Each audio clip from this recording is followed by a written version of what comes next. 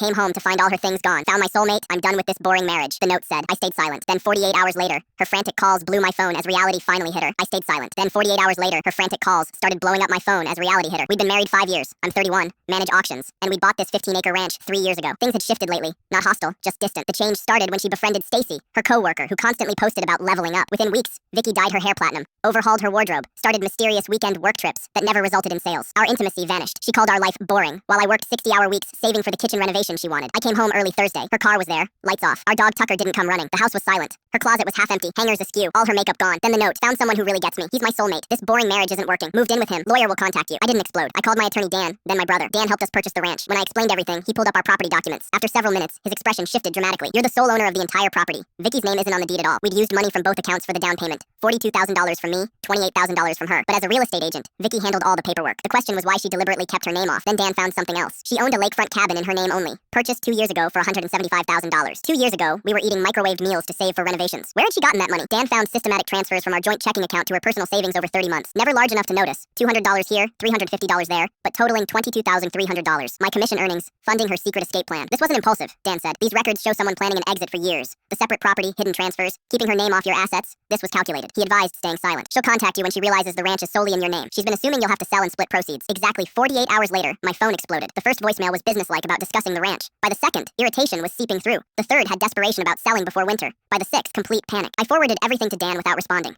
3 weeks later, Vicky came flying up the driveway. She stormed toward me while I was rebuilding fence. We need to talk about the ranch. My lawyer says we need to list immediately. I kept working. Nothing to discuss. It's not for sale. What do you mean? We have to divide assets. You should check the property records first. Her eyes narrowed. What are you talking about? Ranch isn't in your name. Never was. You made sure of that when we bought it. The horror on her face when reality hit was something I'll never forget. That's not possible. We bought it together. Deed says different. Check for yourself. She tried everything. Sweet and reasonable. Guilt about memories. Claims the stolen money was partially hers. You mean like the $22,000 you stole from our account? Or the secret cabin you bought while I ate ramen saving for renovations? She tried claiming the cabin was an investment. I knew her new boyfriend Jason was a failing developer leveraged on bad projects, counting on ranch money to fund his schemes. What you didn't plan for, I told her, was leaving before land values peaked. If you'd waited another year, this place would be worth $150,000 more. Shitty timing on your part. 4 months later, everything collapsed. Jason's company filed for bankruptcy. Her cabin was condemned due to foundation issues, making it worthless. The IRS sent her an audit notice for the past 3 years. 8 months after she left, I ran into her at the grocery store. She looked rough, nothing like the polished woman from before. She asked to talk privately. In my truck, she broke down. Jason had convinced her to invest $30,000 in his project using money from selling jewelry I'd bought her. The cabin was worthless. The IRS was coming after her. Her parents wouldn't talk to her. Stacy ghosted her since she couldn't afford going out. She asked if she could move into my guest room temporarily. So you leave me with a note?